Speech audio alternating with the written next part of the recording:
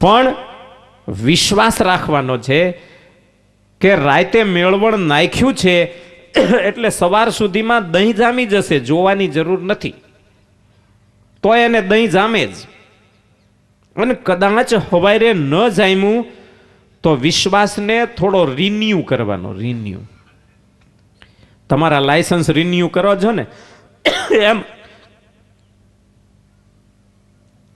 આ વિશ્વાસને રિન્યુ કરવાનો. કેવો રિન્યુ કરવાનો? કે ઠંડીની ઋતુ છે અને તપેલી બહાર રહી ગઈ હતી, દોણી બહાર રહી ગઈ હતી, એટલે ઠંડીના કારણે હજી જામ્યું નથી, 2 કલાક પછી ચોક્કસ જામી જશે, તો એ જામે જ. પણ ઘડીએ ઘડીએ આંગળા નાખીને જોયા કરો તો એમ ન જામે. એટલે ઋષિમુનિઓ એમ કહે છે કે જેને શ્રદ્ધા છે, વિશ્વાસ છે, ચોક્કસ વિશ્વાસ છે, એનું કામ થાય જ છે. ભાઈ આ ઘડિયાળ બંધ છે, 6 વાગ્યા ને? હા, એ મેં કીધું મળું 5 ને 5 ઊભું છે તો શું છે આ? કીધું વિશ્વાસ હતો અને આણે વિશ્વાસ તોડાવ્યો મારો.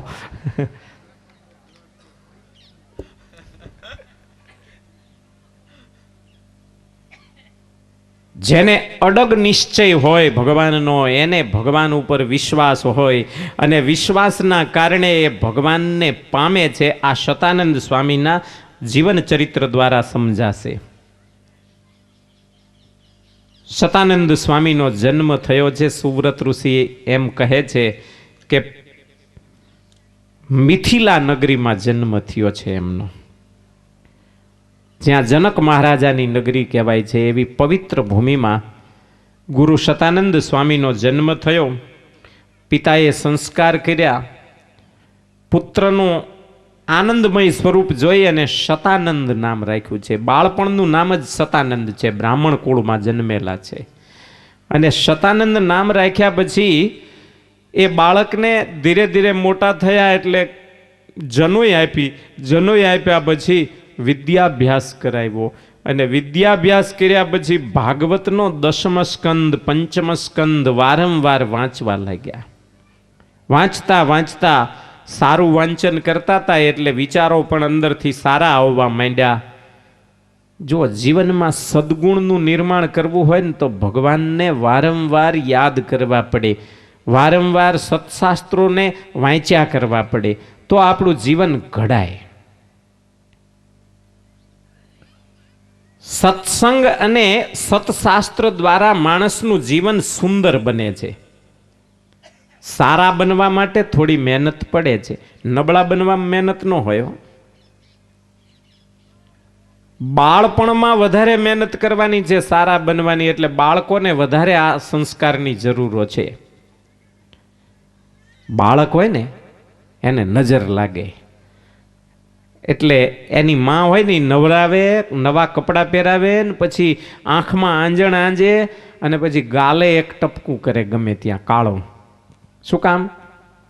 નજર ન લાગે કોઈની. 80 વર્ષના ડોહાને ડોશીને કોઈએ ટપકા કર્યા ગાલે, શું કામ? એમાં શું નજર લાગવાની છે? હવે ગાભો ને ભાભો બે હરખા હોય જગતમાં. હો, જેટલી કિંમત ગાભાની એટલી કિંમત બાભાની. હવે એમાં શું કોઈ નજર લાગી જવાની છે? પણ બાળપણમાં નજર લાગે એટલે બાળપણમાં સંસ્કારોનું ઘડતર કરવા માટે વધારે ધ્યાન દેવું પડે. બાકી વડીલોમાં શું ધ્યાન દેવાનું હોય? આ તમે માથે ફાળિયા બાંધીને આવો છો ને, એમને કંઈ અમે આ ભાગવત આ સત્સંગી જીવન નથી સંભળાવતા.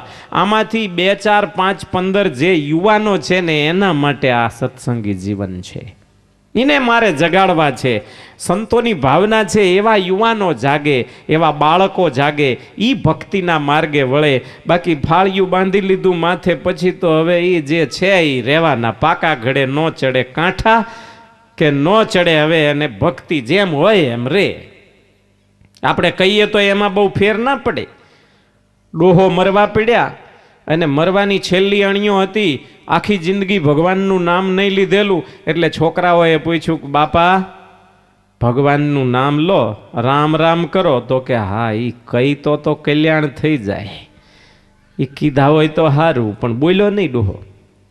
એટલે છોકરાઓને થયું કે ડોહાભા આમ નહીં બોલે, આપણે રામપાત્ર લાવીને દેખાડો એમને, પૂછો કે આ શું છે. રામપાત્ર લાવીને પૂછ્યું કે બાપા આને શું કહેવાય? કે સકોરું. રામપાત્ર ન બોલ્યો ડોહો, કારણ કે એમાં રામ આવી જાય ને પાછા. પછી તો છોકરાઓએ એમ કહ્યું કે બાપા આપણા ઓલા ઉગમણા ખેતરમાં પેલા જનાવર આવીને આપણા ખેતરને ખૂંદી નાખતા હતા, એ જનાવરનું નામ શું? કે કાળપૂંછા.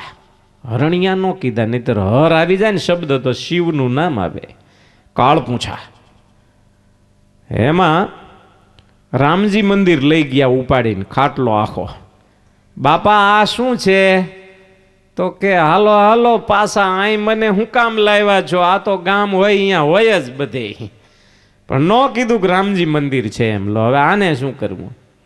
ઘરે લાવ્યા, ત્યાં એમના જમાઈ આવ્યા, ડોહાના જમાઈ, નામ હતું રામજી પટેલ. તે રામજી પટેલને આમ આગળ લાવીને કે બાપા કોણ આવ્યું ઓળખા? તો કે હા આ જમકુનો ઘરવાળો આવ્યો. લે રામજી પટેલ ન બોલ્યો મળો ધરાહાર. હવે આને શું આપણે સત્સંગી જીવનનો ઉપદેશ કામ આવે કહો? એટલે પાકા ઘડે કઈ મેળ ન પડે. હા હરી ભજતા હોય તો ભજજો, જાગી જાવ તો મને વાંધો નથી. 80 વર્ષે કોઈ જાગે તો એ ટાઈમસર જ જાગ્યો કહેવાય, એનો વાંધો નહીં. પણ જાજી મહેનત તો સંતો અને શાસ્ત્રોની બાળપણમાં ને યુવાની માટેની જ છે. શતાનંદ સ્વામીએ બાળપણમાં એવું વાંચ્યું સત્સંગી ભાઈ ભાગવતમાંથી કે નરનારાયણ દેવ પ્રત્યક્ષ હિમાલયમાં રહે છે. શતાનંદ સ્વામીએ ઘરનો ત્યાગ કરી, કોઈ ગામના માણસો જતા હતા હિમાલયની યાત્રાએ, તેની સાથે યાત્રામાં ગયા સ્વામી. હિમાલયમાં જઈ નરનારાયણ ભગવાનના દર્શન કર્યા. દર્શન કર્યા પછી પોતાની જાતને ધન્ય ભાગી માની અને મનોમન નક્કી કર્યું કે હે ભગવાન, તારી કૃપાથી જો હિમાલયમાં મને દર્શન થશે તો હું પાછો ઘેર જઈશ, બાકી તારા દર્શન કર્યા વગર તો હું ઘેર નહીં જાઉં. બીજો બધો સંઘ નીકળી ગયો, પણ શતાનંદ મુનિ ત્યાં ને ત્યાં હિમાલયમાં રોકાઈ ગયા. રોકાયા પછી તપસ્યા કરવા લાગ્યા. ઘોર તપસ્યા કરતા કરતા કરતા શતાનંદ સ્વામીને અખાત્રીજના દિવસે તપસ્યા ચાલુ કરેલી અને છેક કારતક સુધી, પૂનમ એકાદશી સુધી તપસ્યા કરી, પણ ભગવાનના દર્શન ન થયા. આખું બદ્રીનારાયણ ખાલી થઈ ગયું, કારણ કે બરફનો વરસાદ થવા લાગ્યો. અને જ્યારે બરફનો વરસાદ થવા લાગ્યો છતાં ભગવાનના દર્શન ન થયા, ત્યારે શતાનંદ મુનિએ નરનારાયણ ભગવાનની મૂર્તિ સામે હાથ જોડીને કહ્યું કે પ્રભુ, આ બરફની અંદર મારું શરીર ઓગળી જશે ને તો ઓગાળી નાખીશ, પણ તારા દર્શન નહીં થાય, તારું હૃદય નહીં પીગળે ત્યાં સુધી હું નીચે તો નહીં જ જાઉં. અને એ દિવસે એકાદશીનો ઉપવાસ, પંચમ સ્કંદનો પાઠ કર્યો છે, રાત્રે જાગરણ કર્યું. જેવું સવારનું બ્રાહ્મ મુહૂર્ત થયું, 4 વાગ્યાના સુમારે ભગવાન નરનારાયણે શતાનંદ સ્વામીને દર્શન દીધા છે. 4 માસે જેવા શતાનંદ મુનિના સામે પ્રત્યક્ષ ભગવાન નરનારાયણ પધાર્યા. શતાનંદ મુનિ તો એટલા બધા ખુશ બની ગયા છે, રાજી રાજી થઈ ગયા. હે પ્રભુ, હું શું આપની પ્રાર્થના કરું? આપે મારા ઉપર બહુ દયા કરી, બહુ જ ટૂંકા ગાળામાં 6 મહિનામાં તમારા દર્શન થયા. ભગવાને કહ્યું માગો, અને માગવાનું કહ્યું ને ત્યારે શતાનંદ સ્વામીએ એટલું જ કહ્યું કે હે પ્રભુ, રક્ષ મામ સ્વાંતિકે નિત્યમ દેહી સેવામ ત્વમાત્મનઃ. મારે બીજું કાંઈ ન જોઈએ, પણ મને તમારી પાસે રાખો અને તમારી સેવાનો મને અવસર આપો. ભગવાને કહ્યું કે મારી સેવા કરવી હોય તો પશ્ચિમ પાંચાલ દેશમાં તમે આવો. ગઢપુરની અંદર હું રહું છું. સહજાનંદ સ્વામી મારું નામ છે બીજું. અને મારા સાક્ષાત દર્શનને મારી સાક્ષાત સેવા કરવી હોય તો તમે ત્યાં આવો, અહીં બદ્રીનારાયણમાંથી હવે તમે નીચે આવી જાઓ. ભગવાન અદ્રશ્ય થયા. શતાનંદ મુનિએ મનોમન નક્કી કર્યું છે કે હવે મારે પશ્ચિમ પાંચાલ દેશમાં જવું છે. 2 માસ સુધી ચાલતા ચાલતા હવે ગુજરાતની વાટ પકડી છે. શતાનંદ સ્વામીને સહજાનંદ સ્વામીનો ભેટો થશે એ આવતીકાલ સવારની કથામાં આપણે લેશું. અત્યારે હરિનામ સંકીર્તન સાથે કથાને વિરામ આપીશું. સ્વામી નારાયણ સ્વામી નારાયણ સ્વામી નારાયણ સ્વામી નારાયણ સ્વામી નારાયણ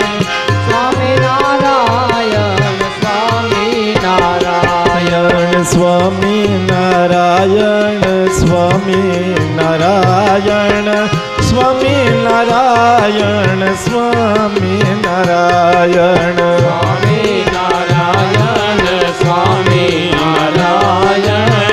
સ્વામી નારાયણ સ્વામી નારાયણ યુવાચ તતઃ સોતિ પ્રરુષ્ટાત્મા તદ્વીક્ષાપ્તમનોરથઃ વિધાય પારણાં પ્રાતઃ પંચાલાભીમુખં યયૌ નારાયણે ક્ષણાનંદો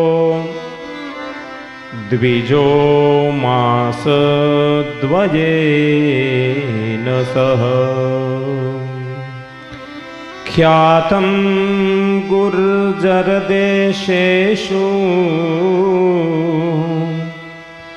પ્રાપ શ્રીનગરં પુરં પ્રાપ શ્રીનગરં પુરમ.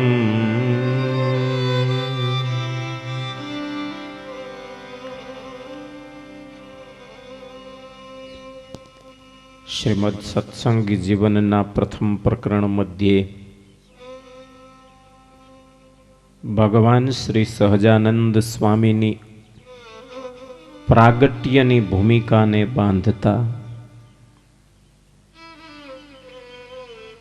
ગ્રંથકાર શ્રી શતાનંદ સ્વામીનું જીવન ચરિત્ર સુવ્રત ઋષિ પોતાના મુખે કહે છે.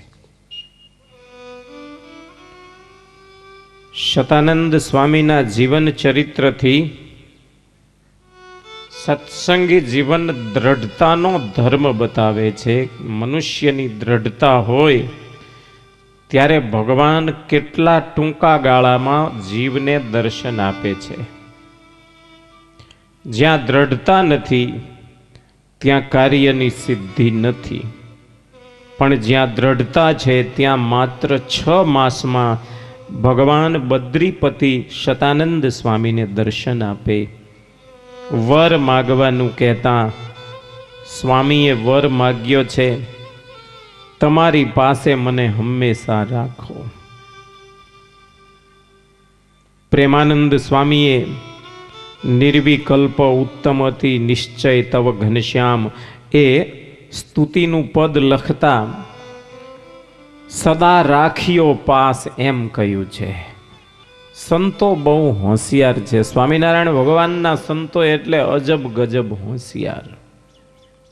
હે મહારાજ, અમને તમારી પાસે રાખજો.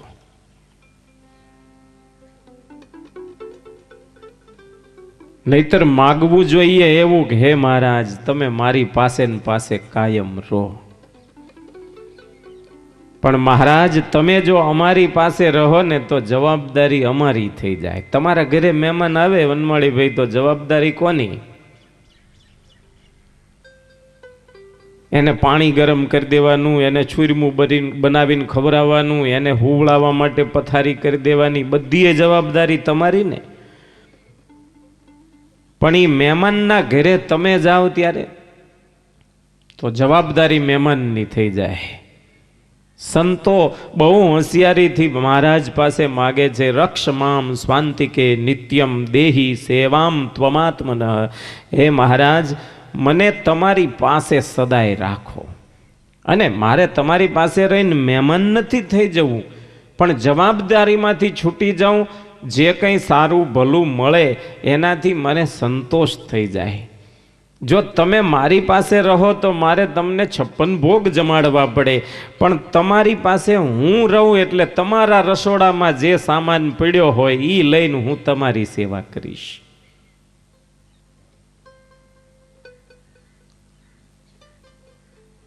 તમે ભક્તો છો, અમારી સંસ્થાઓમાં જ્યારે આવો છો ને ત્યારે જવાબદારી અમારી થાય છે જમાડવાની, પણ અમે તમારે ત્યાં આવીએ ને ત્યારે જવાબદારી તમારી થઈ જાય છે. એટલે સવારમાં દૂધનો લોટો ને છાશની દોણી ને બધું લઈને સંતો પાસે જાઓ છો ને, પણ કોઈ દિવસ વઢવાણ તમે છાશની માટલી ભરીને લઈ ગયા? જ્યારે સામે ચાલીને જીવ બીજાને ત્યાં જાય ત્યારે જીવની જવાબદારી નથી રહેતી, સામેવાળાની જવાબદારી થાય છે.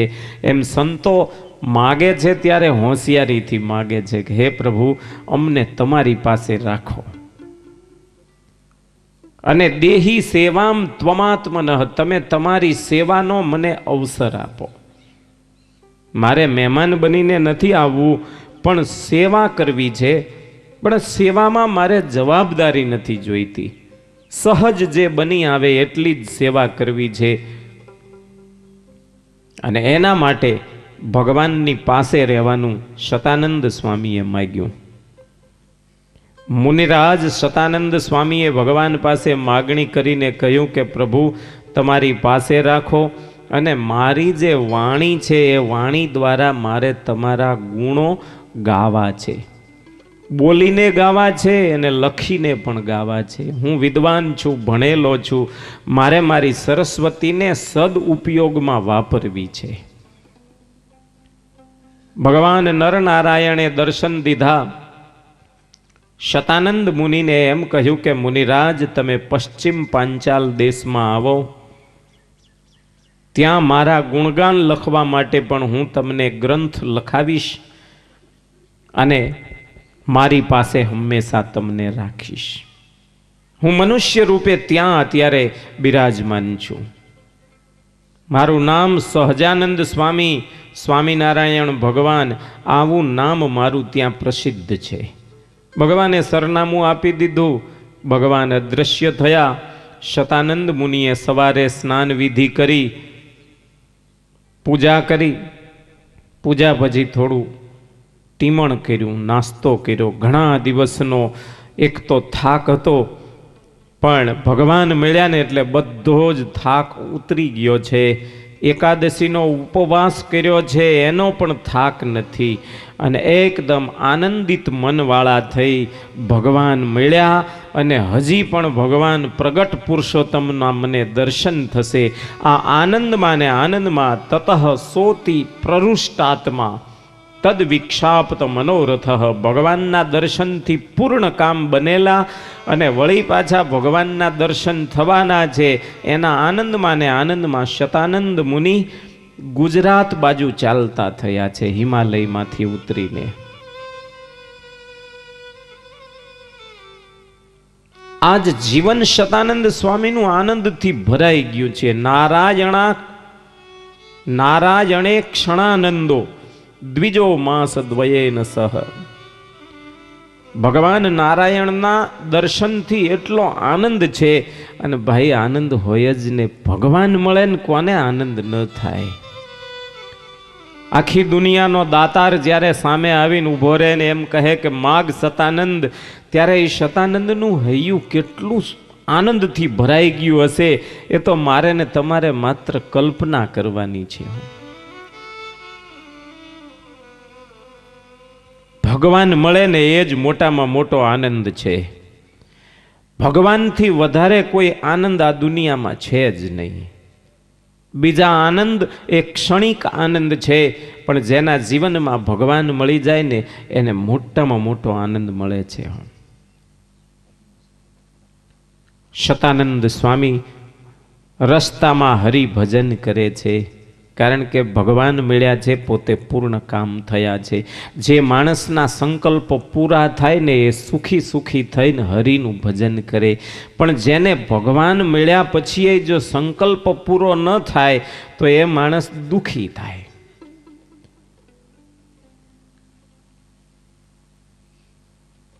સંસારીના જીવનમાં પણ જોઈએ ને તો કૌટુંબિક શાંતિ હોય, પેટની શાંતિ હોય, વ્યવહારની શાંતિ હોય તો જ ભક્તિમાં મન લાગે. જ્યાં સુધી કજિયો, કંકાસ, પેટની ચિંતા, વ્યવહારની ચિંતા હોય ત્યાં સુધી હરિમાં મન લાગે નહીં. દુઃખમાં ભજન થાય જ નહીં. હંમેશા સત્સંગી જીવન કહે છે કે સુખમાં જ ભજન થાય. દુઃખમાં કદાચ ભજન થાય ને તોય ભગવાનનું ધ્યાન પૂરું ન લાગે. કોક એવો જીવ હોય, ગણતરીના જ માણસો એવા ભક્તો જન્મ્યા છે કે જેણે દુઃખમાં ભજન કર્યું છે. નરસિંહ મહેતાના પત્ની ધામમાં ગયા તો નરસિંહ મહેતા બોલ્યા કે ભલું થયું ભાંગી જંજાળ અને સુખે ભજશું શ્રી ગોપાળ. ભગવાને એક આ માણેક મહેતીને લઈ લીધી તે શાંતિ થઈ ગઈ મારે તો. પણ આવા પત્ની ધામમાં જાય અને શાંતિ થઈ ગઈ, સુખી થઈ ગયા એવું કહેનારા જગતમાં કેટલા? 50-50 વર્ષે ઘરભંગ થાય ત્યારે માણસ અડોશી પડોશીને, બહારગામવાળા કોઈ પડોશના ગામના માણસો આવે તો એને એમ કહેતો હોય કે કોઈ રાંડેલું છાંડેલું હોય તો કેવરાવજો ને. એટલે હવે આને ક્યાં, આને હરિભજવાની વાત ક્યાં કરવી?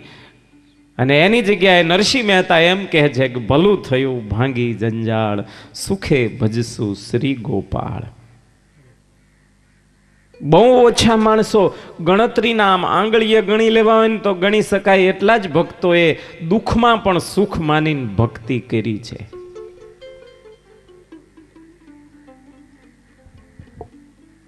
નામદેવની પત્ની બહુ કજિયાખોર હતી. એક વખત નામદેવને એકાદશીના દિવસે કોઈ હરિભક્તે શેરડીના 15-20 સાંઠા આપ્યા. આખો ભારો ચડાવ્યો નામદેવને કે લ્યો મહારાજ લઈ જાઓ અને જમજો. નામદેવ લઈને આવતા તેમાં નાના નાના બાળકો સામા મળ્યા. નામદેવજી મને એક હાંઠો આપો ને, એક કાઢીને આપી દે. બીજો છોકરો આવ્યો, મને એક આપો ને, એક કાઢીને એને આપ્યો. ઘરે આવતા એક સાંઠો રહ્યો. પત્નીને ખબર પડી કે આ દાતારના દીકરાને 20-25 સાંઠા આપ્યા હતા ને એક જ સાંઠો ઘરે લાવ્યા છે. નામદેવજીએ આવીને પત્નીને સાંઠો આપ્યો ને એટલે પત્નીએ હાથમાં લઈને કીધું કે કેટલા આપ્યા હતા? કે 25. તો પછી ક્યાં નાખી દીધા? કે છોકરાઓને આપી દીધા. અને બાઈએ એ હાંઠો લઈને નામદેવને માર્યા. એટલા માર્યા તે શેરડીના 2 ટુકડા થઈ ગયા. જ્યારે નામદેવે એક શેરડીનો ટુકડો પડીને નીચે તૂટીને પડી ગયો એ જોયો ને એટલે વાંકા વળીને લઈ લીધો ને કે ગમે એમ તોય તું આખરે તો દયાળુ ખરી હો. મને એમ હતું કે તું એકલી સાંઠો ખાઈ જઈશ પણ તે મને અડધો આપ્યો ખરો. પછી ઠાકોરજીના મંદિરમાં ગયા, વિઠ્ઠલનાથ ભગવાનના દર્શન કરીને કહ્યું કે હે ભગવાન, કજિયાળી પત્ની આપી છે ને તે ઘરમાં મન જ નથી લાગતું, તારી પાસે જ આવવાનું મન થાય છે, બહુ દયા કરી છે. પણ આવી કજિયાળી પત્ની મળે અને આપણે કૃપા માની શકીએ ખરા? બિલકુલ ભિખારી દશા છે સુદામાની. અને સુદામા જ્યારે ભગવાન કૃષ્ણ પાસે દર્શન કરવા ગયા, મનમાં તો ભાવના હતી કે ભગવાન મારા શરીરને જોઈને, મારા વસ્ત્રને જોઈને જરૂર 2 પીતાંબરે સારા નવા આપશે. પણ ભગવાને પોતડીએ પાછી કાઢી લીધી. પીતાંબર પહેરવા આપેલું ને એ કઢાવીને પાછી ફાટેલી તૂટેલી સાંધેલી પોતડી સુદામાને પહેરાવી દીધી. સુદામા ચાલવા લાગ્યા ત્યારે ભગવાન કહે છે સુદામા ઉતાવળો ચાલજે, માથે તડકો થશે. સુદામા મનમાં વિચારે છે કે આટલી મોટી રાજધાની છે, હજારો છત્રીઓ હોય છે, તારી પાસે એક આપી દે ને ભેટમાં. પણ એ મનમાં બોલે છે, બહારથી નહીં. ભગવાન કહે છે કે ટાઈમ લઈને આવજે, સુદામા કે અત્યારે ટાઈમ જ છે, મારે ક્યાં ઘરે ખેતીવાડી છૂટે છે, પણ તું બંદા એમ કહેતો નથી કે 2 દિવસ વધારે રોકાઈ જા, તો મારે કેમ તારા ઘરે રહેવું? અને ભગવાને સુદામાને પેલી પોતડી હતી ની કઢાવીને એની જે ફાટેલી તૂટેલી હતી એ પહેરાવી દીધી, પિતાંબર કઢાવી નાખ્યું. સુદામા ચાલતા થયા. માર્ગમાં વિચાર કરે છે કે અધનોયમ ધનમ પ્રાપ્ય માદ્યન્નુચ્ચૈર નમામ સ્મરેત. ભગવાને મારા ઉપર બહુ દયા કરી. હું ગરીબ બ્રાહ્મણ જો ધન પ્રાપ્ત થયું હોત ને મને, તો મને અહંકાર વધી જાત, એટલે ભગવાને દયા કરીને મને કાંઈ ન દીધું. જો મને થોડું પણ ધન આપ્યું હોત ને તો હું છકી જાત. પણ હે ભગવાન, તારી દયાથી હું હવે છકી નહીં જઉં. સુદામા ઘેર આવ્યા ત્યાં સુધી આ જ વિચાર કર્યો છે કે ભગવાને બહુ દયા કરી, મને ગરીબ રાખ્યો. સાચું કહેજો, આપણે એ જગ્યાએ હોય તો એવું કહી શકીએ ભગવાને દયા કરીને મને ગરીબ બનાવ્યો છે. સૌને એક ભાવના છે કે હું સુખી થઈ જાઉં, મને કંઈક ભગવાનની દયા થાય ને તો 2 પૈસા મળે. અમે કોઈ હરિભક્તને પૂછીએ ને કેમ છે, તો કે સ્વામી તમારી દયાથી અત્યારે બહુ સારું ચાલે છે, ધંધો જરાક પાટે ચડે ને ત્યાં તો બહુ સારું ચાલે છે. પણ સુદામા જેવી સ્થિતિએ પહોંચ્યો હોય, ગરીબીએ ભરડો લઈ લીધો હોય, ત્યારે ભગવાનની દયા છે એમ કહેનારા ભક્તો કેટલા હોય જગતમાં? બહુ ઓછા ગણતરીના ભક્તો જ ભગવાનની દયા ગરીબીમાં માને છે. એટલે સ્વામિનારાયણ ભગવાને પ્રગટ થતાની સાથે જ નિર્ણય કરી લીધો છે કે મારે એક એક હરિભક્તને પહેલા રોટલાથી અન્ન વસ્ત્રથી સુખી કરવું છે. અને એટલે રામાનંદ સ્વામી પાસે 2 વરદાન માગી લીધા કે તમારા ભક્તને ભાગ્યમાં રામપાત્ર લખ્યું હોય, ભીખ માગવાનું લખ્યું હોય તો ભીખ એના વતી હું માગી લઉં, પણ તમારો ભક્ત અન્ન વસ્ત્રે કરીને સદાય સુખી રહો.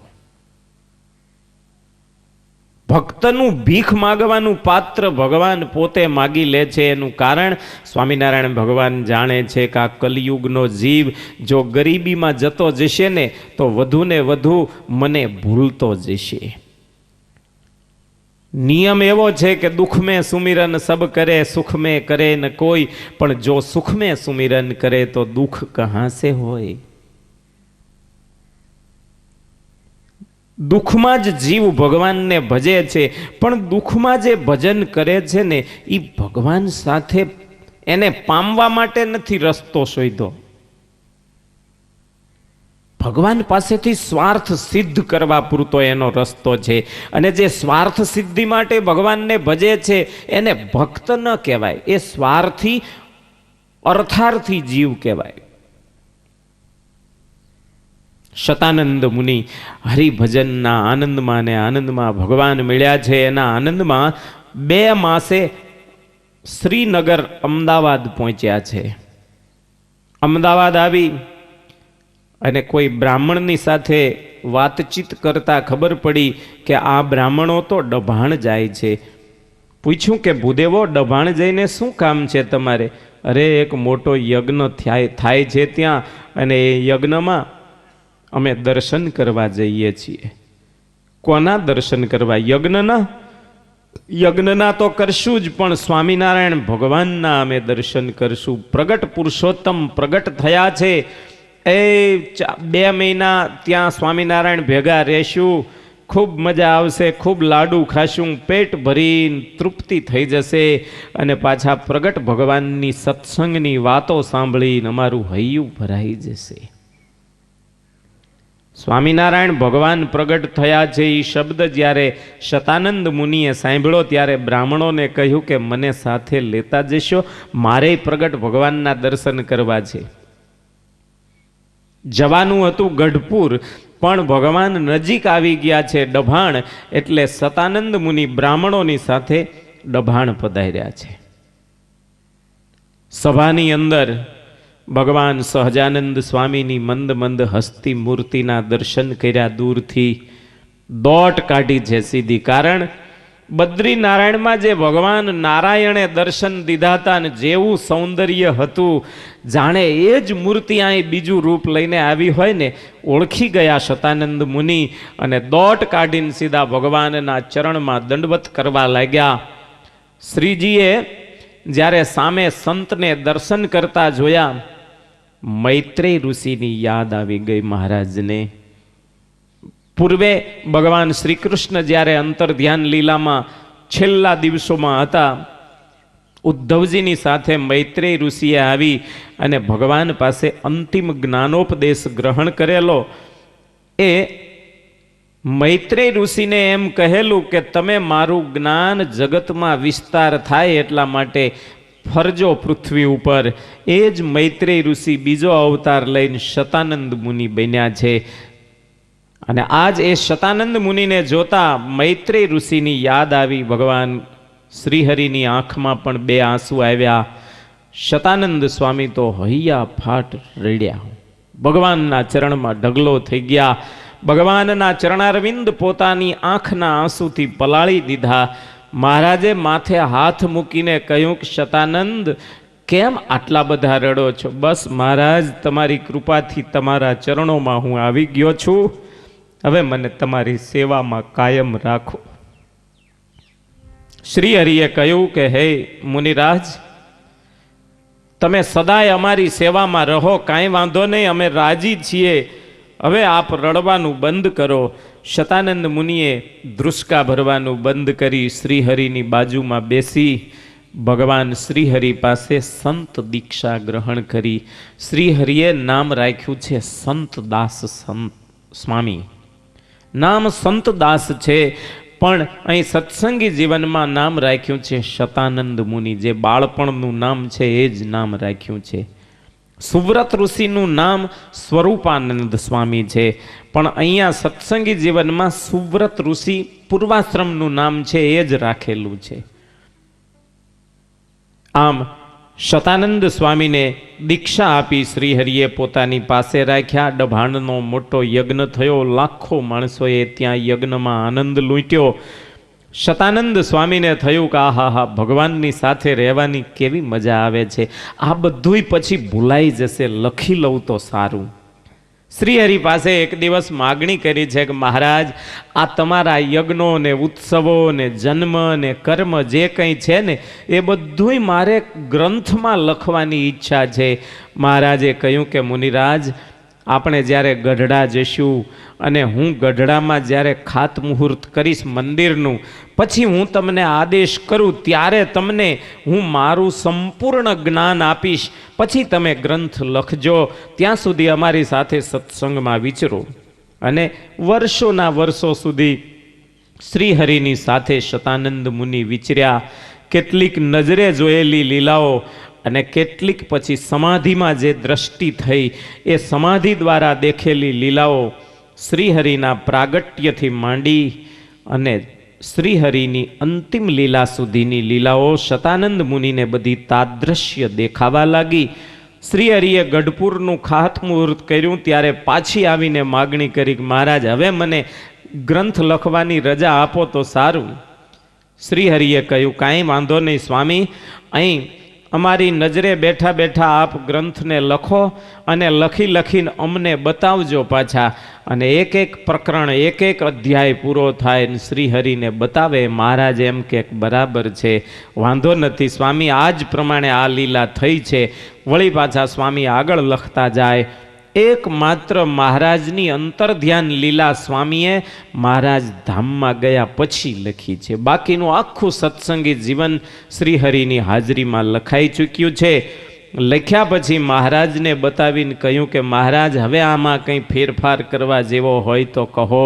ત્યારે શ્રીહરિએ એમ કહ્યું કે સ્વામી, સાકરના ગાંગડામાંથી કયો ભાગ કાઢવા જેવો હોય એમ આ સત્સંગી જીવન ગ્રંથ તમારા હાથે જે લખાયો છે એ અમારા સંકલ્પ મુજબ લખાયો છે, માટે આમાં કંઈ ત્યાગ ભાગ કરવા જેવું ગ્રંથમાં નથી દેખાતું.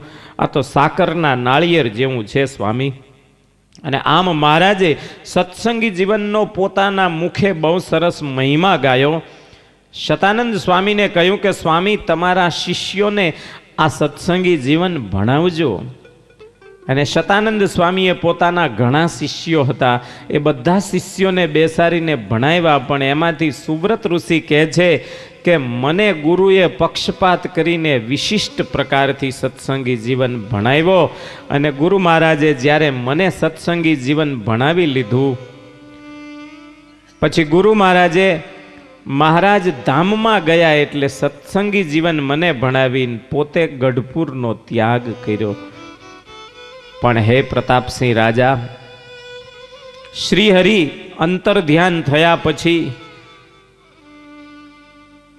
મોટા મોટા સંતો ભલે દુખી થયા, પણ ગુરુ કૃપાથી મને સત્સંગી જીવન ગ્રંથનું જ્ઞાન છે, એટલે આ સત્સંગી જીવનનું પુસ્તક મસ્તક ઉપર રાખું છું ને, એટલે ભગવાન મારી હાજર જ હોય એવી મને અનુભૂતિ થાય છે. અને હું ક્યારેક હસી પડું છું, ક્યારેક ભગવાનના વિયોગમાં રડી પડું છું, ક્યારેક ગુરુની કૃપા યાદ આવે ને એટલો બધો આનંદ થઈ જાય છે. ગુરુ મહારાજ શતાનંદ સ્વામીનો અંતર ધ્યાન ઉત્સવ મનાવેલો નથી, એટલે સ્વામી ચિરંજીવી છે. ગુરુ મહારાજ તો ચિરંજીવી છે.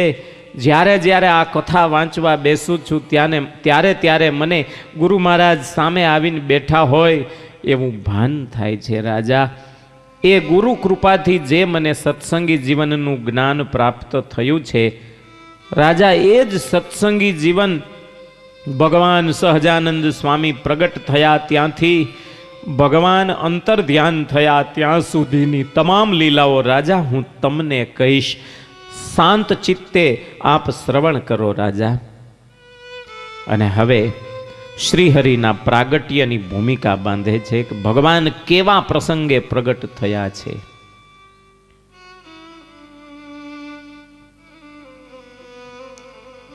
પાતુમ ધર્મમધર્મમુત્ખનયિતુમ શ્રી ભક્તિ ધર્માંગતો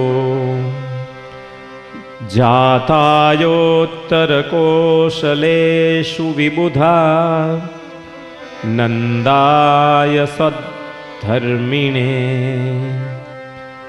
શ્રીમચ્ચંદન પુષ્પહાર રુચજે શુભ્રાંશુકે બિભ્રતે તસ્મૈ શ્રી ગુરવે નમોસ્તુ હરજે નારાયણાય ઋષયે. બહુ સરસ ભૂમિકાનો આરંભ કરતા સ્વામી સુવ્રત મુનિ એમ કહે છે કે હે પ્રતાપસિંહ રાજા, પાતુમ ધર્મમ અધર્મમ ઉત્ખનયિતુમ, ભગવાન આ દુનિયા ઉપર ક્યારે પ્રગટ થાય છે? ધર્મની રક્ષા કરવા માટે અને અધર્મનો ઉચ્છેદ કરવા માટે ભગવાન આ દુનિયામાં જ્યારે જ્યારે જરૂર પડે ત્યારે અવતારો લે છે. પણ રાજા, ભગવાન સહજાનંદ સ્વામી ધર્મના ઉત્કર્ષ માટે ને અધર્મના વિનાશ માટે માં ભક્તિ દેવીની કુખે ધર્મદેવના બીજ રૂપે પ્રગટ થઈ ઉત્તર કોશલ દેશમાં જ્યારે પ્રગટ થયા ત્યારે સદ્ધર્મી માણસો અને દેવતાઓને એટલો આનંદ છવાઈ ગયો છે. જે સદાય શ્વેતાંબરધારી ભગવાન હતા, જે ભગવાનના શરીર ઉપર કાયમને માટે ભક્તો ચંદન પુષ્પના હાર અર્પણ કરતા અને ચંદનની ખોર લગાવી ચંદનની અર્ચાઓ કરતા, એવા અમારા સદગુરુ રૂપ ભગવાન શ્રી નારાયણ ઋષિ સહજાનંદ સ્વામીને હું વંદન કરું છું. સત્સંગી જીવનના પ્રથમ પ્રકરણના ચોથા અધ્યાયથી સત્સંગી જીવનનો વિધિવત પ્રારંભ થયો છે ભગવાનના મંગલાચરણ સાથે. ભગવાનને વંદન કર્યું, હિમાલયનું સરસ મજાનું વર્ણન કર્યું.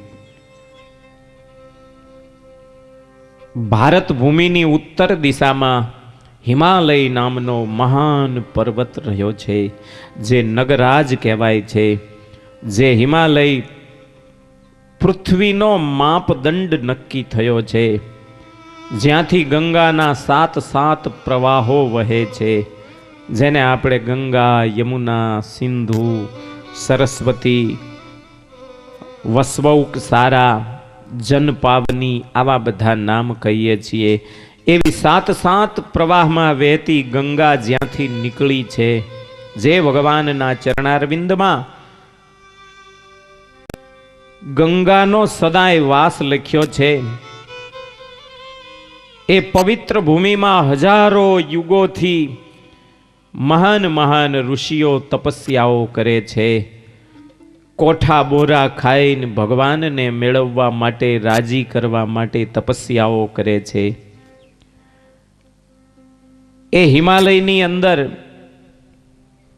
નર અને નારાયણ નામના 2 પર્વતો પણ છે, જ્યાં નારદજીનું ક્ષેત્ર કહેવાય છે. એવા ગંધમાદન પર્વત ઉપર ભગવાન નર નારાયણને રહેવા માટેનો બદ્રિકાશ્રમ છે. બોરડીની નીચે ભગવાન નર નારાયણ સદાય તપસ્યા કરે છે. જ્યાં પ્રાણીઓ હિંસક વૃત્તિનો ત્યાગ કરીને ગંગાનું પાણી પીએ, ફળ ફૂલ ખાય અને બધાય જાણે ઋષિ મુનિઓના અવતાર હોય ને એમ શાંત ચિત્તે હરિનું સ્મરણ કરે છે. સિંહ અને સસલા સાથે પાણી પીવે, સર્પ અને નોળિયા સાથે ફરે, છતાં એમનામાં હિંસક વૃત્તિ મટી ગઈ છે. જ્યાં મહાપુરુષોનું વિચરણ હોય, જ્યાં ભગવાનનું સ્થાન હોય, ત્યાં હિંસક વૃત્તિ ન હોય. ભાગવતમાં પ્રસંગ આવે છે, કાલિય નાગ જ્યારે યમુનાના ધરામાં ભગવાને એને બરાબર મેથી પાક આપ્યો, પછી કાલિય નાગે માફી માગીને કહ્યું કે પ્રભુ આપ જેમ કહો તેમ કરું. ભગવાને કહ્યું કે તું અત્યારે જ રમણક દ્વીપમાં ચાલ્યો જા, પણ પ્રભુ હું આ ધરાનો ત્યાગ કરીશ તો મને તમારા ભક્ત ગરુડજી મારી નાખશે, કારણ કે મારે એની સાથે વેર છે. ભગવાને કહ્યું કે કાલિય નાગ, તારા મસ્તક ઉપર મારા ચરણારવિંદ પડ્યા છે, એ જ્યારે ગરુડજી જોશે ત્યારે એ પણ મારો ભક્ત છે, તું પણ મારો ભક્ત છે. ભક્ત કોઈ દિવસ ભક્તને મારે નહીં, એ તો એને પ્રેમ કરે. જા, તને ગરુડજી નહીં મારે. કેવું પ્રાણી, નહીતર ગરુડજી પણ, ગરુડજી એટલે ગરજા જેવું, ગીધ જેવું પ્રાણી. હવે એક બાજુ ગરુડ અને એક બાજુ કાલિય નાગ, પણ 2 ભક્ત બન્યા ને ત્યારે 2 ભાઈબંધ બની ગયા છે.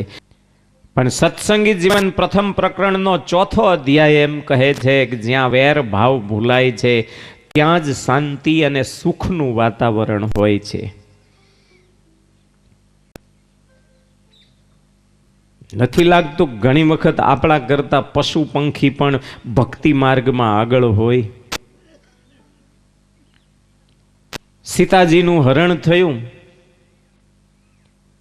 અને વાંદરાઓને ખબર પડી, જ્યારે સુગ્રીવે સમાચાર આપ્યા કે સીતાજીને રાવણ હરી ગયો છે ને આપણે રાવણની પાસેથી સીતાજી પાછા લેવાના છે, ત્યારે એ પૂંછડાવાળા હનુમાનજીના સેવકો, સુગ્રીવના સેવકો બધા વિશ્વભરમાંથી ભેગા થયા વાંદરા, અને જોઈ લઈશું રાવણ કેવોક સીતાજીને રાખી શકે છે. આમ પડકાર ફેંકી અને દરિયા ઉપર સેતુ બાંધી દીધો. બાંધી અને સામે કાંઠે જઈને રાવણને હરાવીને છેવટે એને મરાવ્યો ભગવાન પાસે. ને હનુમાનજીએ બધાય વાનરોની સાથે સીતાજીને આઝાદી અપાવી દીધી. ત્યારે રામજીને એમ થયું કે વાહ, ધન્ય છે, મારા પક્ષે કોઈ માણસ દોડીને ન આવ્યો વહારે ચડીને, પણ વાંદરાઓ મને સહાય કરવા આવ્યા. માણસ કરતાંય પશુ પંખીઓ આગળ હોય છે, અને આપણે આમ નજરે જોઈએ છીએ ને એવા જીવન માણસના હોય છે.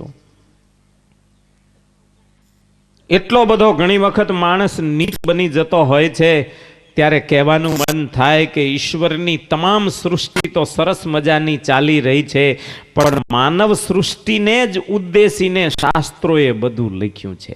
માણસ પોતાની ફૂટપટ્ટીથી જ્યારે ભગવાનને માપે ને ત્યારે ભગવાનમાં ગરબડો પેદા થાય. કયા ભગવાન મોટા ને કયા ભગવાન નાના? ભગવાન એક જ હોય તો નાનું શું મોટું શું એમાંથી? પણ લોકો માપદંડ એવો રાખે છે ને, નથી, હું ઘણી વખત વાત કરું છું કે એક દરિયા કિનારે, સરોવર કિનારે ભેંસ પાણી પીવા ગઈ. પાણી પીવા ભેંસ ગઈ ને એમાં એક દેડકીનું બચ્ચું બરાબર કાંઠે આવીને જોઈ ગયું ભેંસને. એટલે એટલું ગભરાઈ ગયું ને બચ્ચું, હાંફતું હાંફતું એની મા પાસે ગયું. એની માએ એને આમ લપેટી લીધું. બેટા, કેમ આટલું બધું તું ગભરાઈ ગયો આજે? અરે, કાંઠે એક બહુ મોટું પ્રાણી આવ્યું છે. કે એની માં કે બહુ મોટું એટલે કેવડું? અરે માં, બહુ મોટું, બહુ મોટું. એટલે દેડકીએ પોતાનું પેટ ફૂલાવ્યું કે આવડું હતું કે ના મોટું હતું. એટલે ફરી પાછું એનાથી વધારે ફૂલાવ્યું, આવડું હતું કે ના માં એથી બહુ મોટું હતું. એટલે દેડકીએ ત્રીજી વાર પેટ ફૂલાવ્યું ને દેડકી ફાટી ગઈ. બાકી ભેંસનો તાગ આવે ખરો દેડકીથી? આપણે દેડકી જેવા જીવ અને ભેંસ જેવડા મોટા ભગવાન, આપણે એને આપણી ફૂટપટ્ટી લઈને માપવા માંડીએ કે સ્વામિનારાયણ ભગવાન 7 વેંતના, કૃષ્ણ ભગવાન 6 વેંતના, રામ ભગવાન 5 વેંતના, વરાહ અને વામન ભગવાન 4 વેંતના. વેંતું ન ભરશો મારા બાપ, ભગવાનમાં કેટલો અપરાધ કરશો. એ વેંતો ભરીને માપવાની વસ્તુ છે ઈશ્વરને. ભગવાન એટલે ભગવાન, એમાં કોઈ ત્યાગ ભાગ ન સમજશો. મહારાજે તેમાં તો એક જગ્યાએ કહી દીધું કે એવું બ્રહ્મ એ તો ભગવાન શ્રી કૃષ્ણ છે. અને એ બ્રહ્મ તો એકદેશી છે પણ સર્વદેશી નથી. અને એક દેશમાં પોતાના અક્ષરધામને વિશે રહ્યા થકા અનંત કોટી બ્રહ્માંડોમાં જ્યાં જેને જેમ દર્શન દેવા ઘટે અને જ્યાં જેની સાથે જેમ વાત કરવી ઘટે એમ વાત કરે છે, પણ રહ્યા છે પોતાના એક દેશને વિશે જ. ભગવાન અનંત કોટી બ્રહ્માંડોમાં બધી જગ્યાએ વિખાઈ ગયા છે ને વેચાઈ ગયા છે ને એવું નથી. રહે છે પોતાના ધામમાં, છતાં સત્ય સંકલ્પ છે, સત્ય કામ છે, સત્ય સ્વરૂપ છે. એટલે પોતે જ્યારે જેવો સંકલ્પ કરે એવા સ્વરૂપે, જેવા જીવને જરૂર હોય એવા સ્વરૂપે ભગવાન એને દર્શન માત્ર દે છે. બાકી ભગવાનને આવવું અને જવું એ તો અજ્ઞાનીની સમજણ છે. ભગવાન નથી આવતા કે નથી જતા. જો ભગવાનને એક દેશી સમજી લો ને તો વાંધો ન આવે, પણ લોકો ભગવાનને એક દેશસ્થ નથી સમજી શકતા. એટલે ઉપાસનામાં વારંવાર ગોટાળો થાય છે.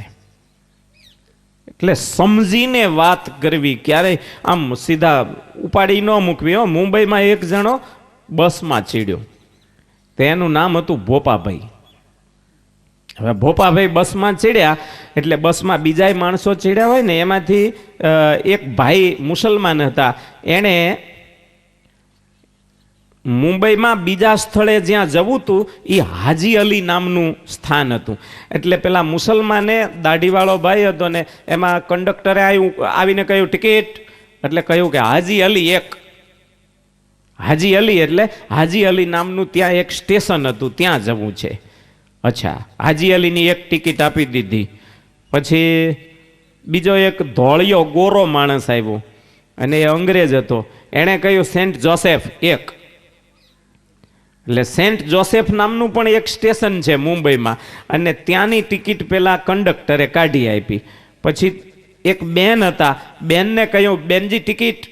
એટલે બેને કહ્યું મહાલક્ષ્મી એક. એટલે એક ટિકિટ મહાલક્ષ્મીની આપી.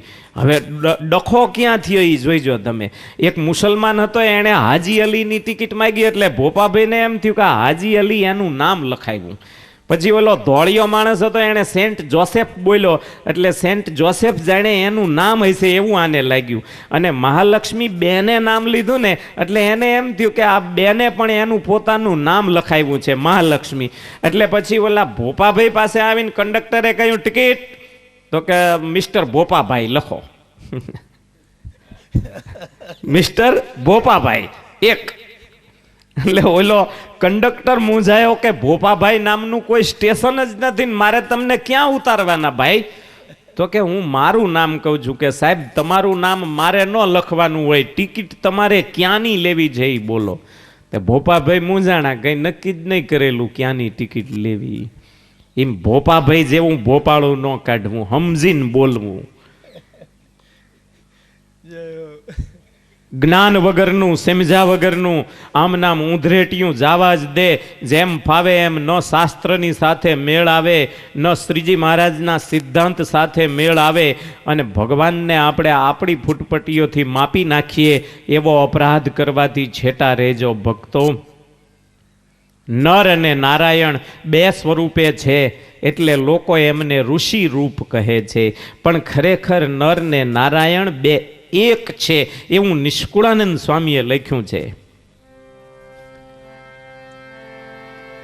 છો તો એક ને દીસો છો દોય, તેનો ભેદ જાણે જન કોય. છો તો એક ને દીસો છો દોય, તેનો ભેદ જાણે જન કોય. નિષ્કુળાનંદ સ્વામી કહે છે, છો તો એક અને દિશો છો દો. એક હોવા છતાં તમે બે સ્વરૂપે દેખાવ છો પ્રભુ, પણ કોઈ તમારા વિરલા ભક્તો તમને ઓળખી જાય છે કે તમે એક છો અને છતાંય બે રૂપ દેખાડો છો.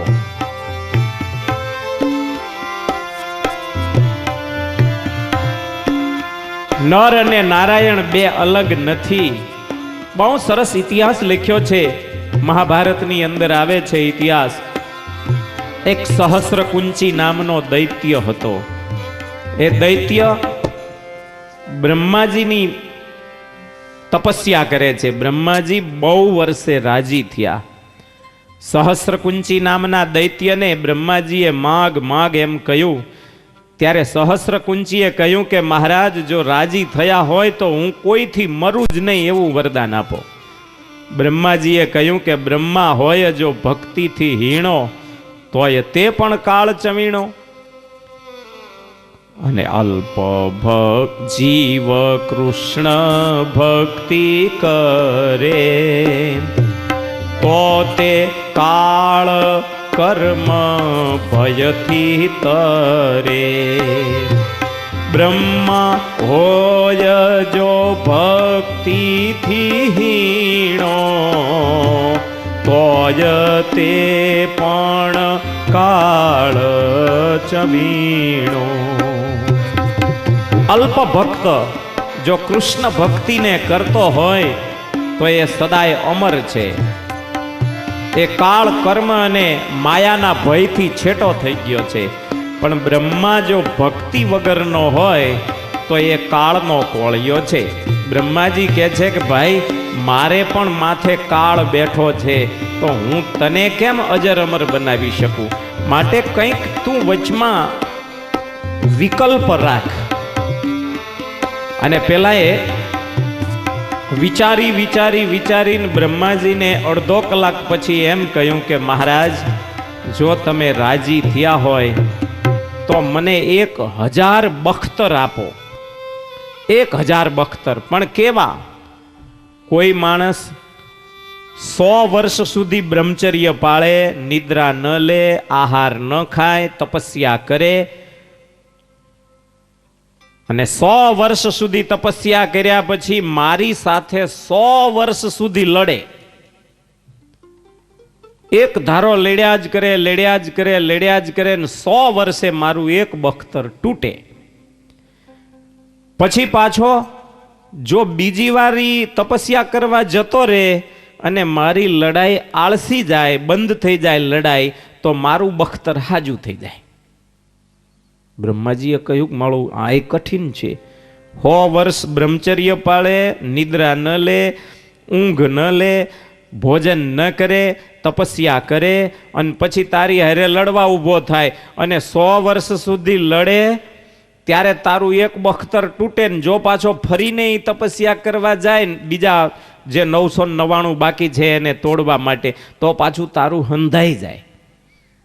બ્રહ્માજીએ કહ્યું, કઠિન તો જબરું છે. મને મૂંઝવણ થાય છે કે આમાંથી ભગવાન રસ્તો કેમ કાઢશે.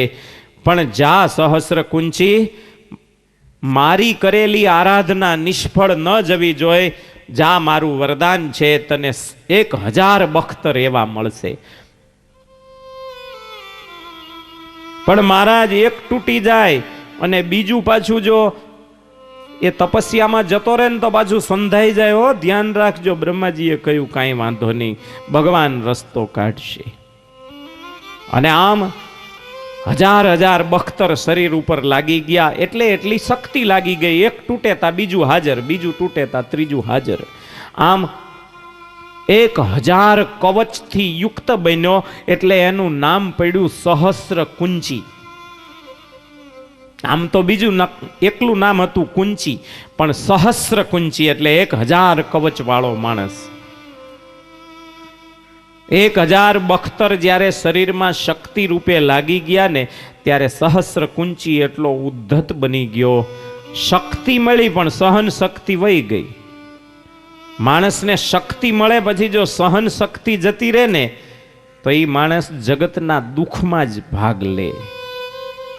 દરેક જગતના જીવને દુખી કરવામાં જ ભાગ લે. એ કોઈને સુખમાં ભાગ ન આપે. ત્રાસ થઈ ગયો. દેવતાઓની દેવાંગનાઓનું પણ જીવન સલામત ન રહ્યું. સ્વર્ગમાં ગમે ત્યારે જાય અને કોઈ પણ દેવની પત્ની હોય, દેવાંગના હોય, એને ઉપાડીને પોતાના મહેલે લઈ આવે. વ્યભિચારો કરે, દારૂ પીવે, માંસાહાર કરે, ફાવે એને મારી નાખે, ફાવે એની સાથે ઝઘડો માંડે, અને છતાંય કોઈથી કાંઈ કહી શકાય નહીં. છેવટે થાકીને 1000 વર્ષ પછી દેવતાઓ બ્રહ્માના શરણે ગયા. મહારાજ, આ પાપી દૈત્યને તમે વરદાન આપીને આટલો બધો દુષ્ટ બનાવ્યો છે, હવે એને નાથો. બ્રહ્માજીએ કહ્યું કે મેં તો વરદાન આપીને એને ઉદ્ધત બનાવ્યો છે. ચાલો આપણે ક્ષીરસાગરના કિનારે જઈએ. દેવતાઓ, તમારા બધાની સાથે પ્રાર્થના કરીએ ભગવાન વિષ્ણુને, અને વિષ્ણુ ભગવાન આનો કંઈક રસ્તો કરશે. આવ્યા બ્રહ્માની સાથે બધાએ વિષ્ણુ ભગવાન પાસે. ક્ષીરસાગરના કાંઠે આવી ભગવાનની આરાધના શરૂ કરી. પ્રાર્થના કરતા કરતા બ્રહ્માદિક દેવને ભગવાને દર્શન આપીને કહ્યું કે બ્રહ્માજી, બોલો, સી ઈચ્છાથી મારું આરાધન કર્યું છે? દેવતાઓ રડવા લાગ્યા. બ્રહ્માજીની આંખમાં પણ આંસુ આવ્યા. પ્રભુ, આ સહસ્ર કુંચી દૈત્ય જ્યાં સુધી જીવતો રહેશે ત્યાં સુધી જગતમાં કોઈ રૂપવાન સ્ત્રીની સલામતી નથી. હવે એને મારો, કંઈક રસ્તો કાઢો ભગવાન. ભગવાને કહ્યું, બ્રહ્માજી, પણ તમારે વરદાન દેતા પહેલા વિચારવું જોઈએ ને. ભગવાને બ્રહ્માજીને ઠપકો આપ્યો. બ્રહ્માજીએ કહ્યું, પ્રભુ, ભૂલ તો થઈ ગઈ છે, પણ હવે મારે શું કરવું? ભગવાન કહે છે કે જાઓ બ્રહ્માજી, હું કંઈક રસ્તો કાઢીશ. તમે અત્યારે જાઓ પોતપોતાના સ્થાનોમાં. દેવતાઓની સાથે બ્રહ્માજી જ્યાં પાછા ફર્યા, ભગવાન વિષ્ણુ વિચારે ચડ્યા, શું કરું તો આ પાપી મરે? 100 વર્ષ બ્રહ્મચર્ય પાળવાનું, તપસ્યા કરવાની, ભૂખ્યા રહેવાનું, નિદ્રા નહીં લેવાની, અને પછી 100 વર્ષ લડવાનું. અને લડીને એક બખ્તર તોડીએ ને પાછા જો તપસ્યા કરવા જઈએ તો પેલું બખ્તર સાજું થઈ જાય અને હતું એમને એમ હંધાઈ જાય. 1000 બખ્તરમાંથી એકેય ઓછું થાય નહીં. એટલે ભગવાને વિચાર કર્યો કે એક નહીં 2 રૂપ લઉં, અને એક રૂપ હું સાધનામાં રાખીશ ને એક રૂપને યુદ્ધમાં રાખીશ.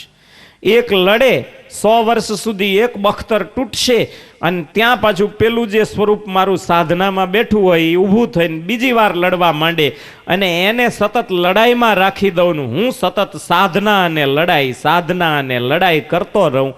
2 રૂપ લઉં તો આ પાપી મરે. અને ભગવાને ફાગણ વદ એકમના દિવસે ઉત્તરા ફાલ્ગુની નક્ષત્રમાં મૂર્તિ દેવી અને ધર્મ પિતા થકી બદ્રિકાશ્રમની અંદર કલાપ નામના ગામમાં જન્મ લઈ અને એ ઋષિ મુનિઓની વચ્ચે જ્યારે સીધા 16 વર્ષની ઉંમરના ભગવાને પ્રાગટ્ય ગ્રહણ કર્યું છે, ત્યારે દેવતાઓ અને ઋષિઓએ જય જયકારો કર્યા છે. બોલીએ નર નારાયણ દેવ કી જય. કેસુડાના રંગથી ઋષિઓએ સામસામા બધાઈને રગદોડ્યા છે, કારણ કે ત્યાં તો ખાખરાનું વન, બદ્રિકાશ્રમમાં બીજું સારું ઝાડ ક્યાં લેવા જવું. કેસુડાના ફૂલ સરસ ખીલેલા અને કેસુડાથી એકબીજાને પલાળીને આનંદ કિલ્લોલ કર્યો. નરનારાયણ ભગવાનની આરતી કરી ઋષિઓએ આનંદ ઉત્સવ મનાવ્યો. ફૂલદોલ નામનો ઉત્સવ એ વખતે આપણે પણ અત્યારે દરેક મંદિરોમાં થતો હોય છે. ભગવાને પ્રગટ થયા પછી માતા પિતાને કહ્યું કે માતાજી, પિતાજી, આપ અમને રજા આપો, અમારે તપસ્યા કરવી છે. માતા પિતાની રજા લઈ બે ભાઈઓ તપસ્યામાં લાગ્યા. 100 વર્ષ સુધી બે ભાઈઓએ તપસ્યા કરી. નર અને નારાયણે તપસ્યા કરીને 100 વર્ષે નર ઊભા થયા. ભગવાનની પ્રેરણાથી પેલા સહસ્રકુંચી દૈત્યને લલકાર્યો એવો લડતા લડતા 100 વર્ષ સુધી લડ્યા. ત્યારે એક બખ્તર તોડી નાખ્યું, એક કવચ તૂટ્યું. એટલે સહસ્રકુંચીને થયું કે છે કોઈ બળ્યો, પણ આ હમણાં આઘો ખસે એટલે મારું બખ્તર સંધાઈ જશે. પણ જેવું એક બખ્તર તૂટ્યું એનો અવાજ આવ્યો ત્યાં તો નારાયણ ઊભા થઈ ગયા અને નર દોડીને તપસ્યામાં બેસી ગયા. નારાયણે પાછી લડાઈ ચાલુ કરી. 100 વર્ષ સુધી નારાયણ, 100 વર્ષ સુધી પાછા નર, વળી પાછા 100 વર્ષ નારાયણ. અને આમ લડાઈ કરતા કરતા 1,00,000 વર્ષ જેટલો સમય થઈ ગયો. પાપી દૈત્ય થાકી ગયો કે 999 બખ્તર મારા તોડી નાખ્યા, હવે જો 100મું બખ્તર તૂટી જાય છે તો મને આ નારાયણ મારી નાખશે. એટલે એકદમ ત્યાંથી ભાગ્યો. એક બાજુ ભગવાન નારાયણ લડવા માટે ઊભા થયા છે અને ત્યાં આ દૈત્ય ભાગ્યો. ભાગતો ભાગતો સૂર્યનારાયણના શરણે જઈ એમના રથમાં જઈને પગે પડીને કહ્યું કે મહારાજ, મારો તોય તમે, જીવાડો તોય તમે, તમારા શરણે હું જીવ આવ્યો છું. સૂર્યનારાયણે કહ્યું કે જાઓ, અભય આપું છું, કોઈ તમારો વાંકો વાળ નહીં કરે, બેસી જાઓ મારા રથમાં. સૂર્યના રથમાં બેસી ગયો પાપી દૈત્ય. ભગવાન નારાયણ ત્યાં પહોંચ્યા. સૂર્યનારાયણને કહ્યું કે એ પાપીને એક બાજુ કરો, મારે એનો વધ કરવો છે. જગતને બહુ દુઃખી કર્યું છે એણે. સૂર્યનારાયણે એમ કહ્યું કે પ્રભુ, મારા શરણે આવ્યો છે, જો હું હવે એને દૂર કરીશ ને તો હું શરણાગતનો ધર્મ ચૂકી ગયો કહેવાય. મારા શરણે આવેલાને હું બચાવી ન શકું તો શરણાગતની રક્ષા ન થઈ શકી, એટલે મને સૂર્યને કાળું કલંક લાગશે. પ્રભુ, આપ જો રાજી હોય તો હું કલંક સ્વીકારવા તૈયાર છું, અને જો આપ રાજી હોય તો હું આ દૈત્ય તમને આપી દઉં, કાંઈ વાંધો નહીં. ભગવાને કહ્યું કે સૂર્ય, દુનિયામાં તમારા જેટલું મોટું કોઈ દેવનું સ્થાન નથી. આખી દુનિયાના તમામ પદાર્થોને તમે પ્રકાશિત કરો છો, અને તમારા સ્વરૂપની અંદર કાળો ડાઘ લાગે એ મને નથી ગમતું. માટે ભલે તમારા શરણે આવેલો બચી ગયો, એને તમે શરણે રાખજો, સમય આવશે ત્યારે હું એને મારીશ. પણ મહાભારતની એ કથામાં એમ કહ્યું કે પછી તો પેલો સૂર્યનારાયણના રથમાં બેસી ગયો. સૂર્યનારાયણ જ્યાં જાય ત્યાં સાથે ને સાથે રથમાં. છેવટે સૂર્યનારાયણના પત્નીએ કંટાળીને કહ્યું કે હે સૂર્યદેવ, આ પાપીને હવે ક્યાંક કાઢો ને. કંટાળી હું તો હવે આ તો રથને છોડતો જ નથી. અને સૂર્ય પત્નીએ જ્યારે આવી રીતે વિનંતી કરી ત્યારે સૂર્યનારાયણ કહે છે કે મારા શરણે આવેલાને હું ક્યાં મૂકવા જાઉં, એ સમજીને ક્યાંક જાય તો મેળ પડે હવે. અને એમાં બરાબર આ બાજુ મહાભારતની કથામાં એવો પ્રસંગ આવે છે કે કુંતા માતાએ દુર્વાસા ઋષિની સેવા કરી છે.